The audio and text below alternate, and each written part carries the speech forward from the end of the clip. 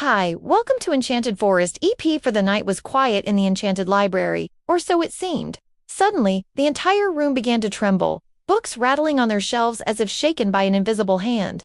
From the highest shelf, a single volume, bound in shimmering silver blue, floated down.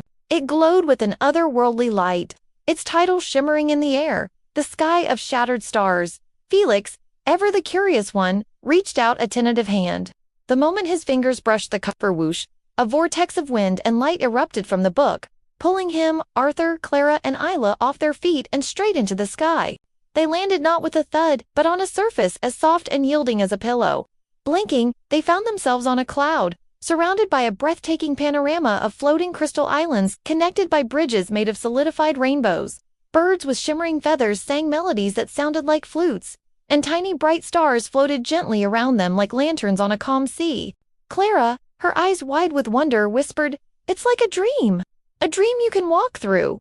Before they could explore, a group of figures descended from a higher island. They were luminous beings with graceful wings made of pure stardust.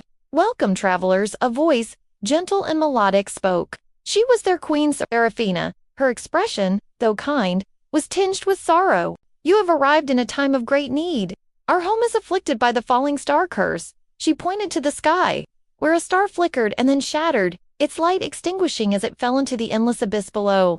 "Every night, more of our light is lost forever." Arthur, his mind always on their quest, looked at the falling star fragments with a new understanding. He turned to the Queen. "Your Majesty, we seek the Third Key of Storylight. Could it be?" Queen Seraphina nodded gravely. "It is hidden within one of the shattered stars.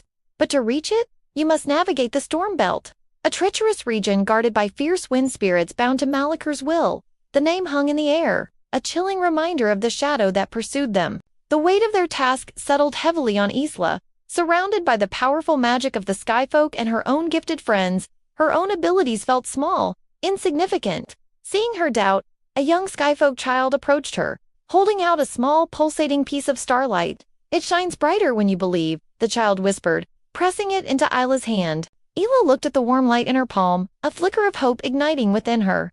To prove their worthiness, Queen Seraphina presented them with a series of trials. They had to cross invisible bridges made of pure light, relying on trust and balance to keep from falling into the misty depths.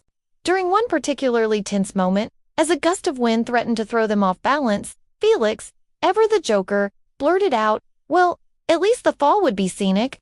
The unexpected joke broke the tension, causing a wind spirit to laugh and falter, giving them the opening they needed to cross safely. His quick wit had saved them all.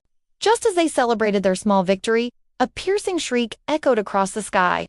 A colossal shadow blotted out the light. It was Umbra, Malachar's dark phoenix, its feathers made of smoke and embers. Malachar had found them.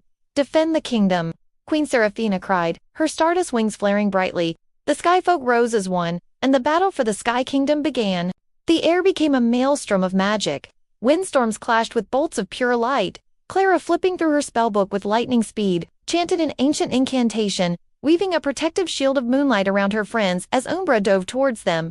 Seeing the phoenix bear down on the others, something inside Isla snapped.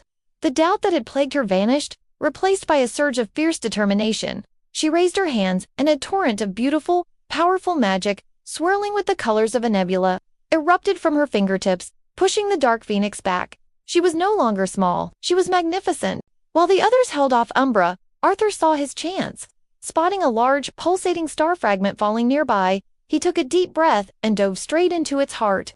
The heat and light were blinding, but he pushed through, his hand closing around a small, ornate key that glowed with an intense, warm light. He had it, the Third Key of Storylight. As he held it, a prophecy filled his mind.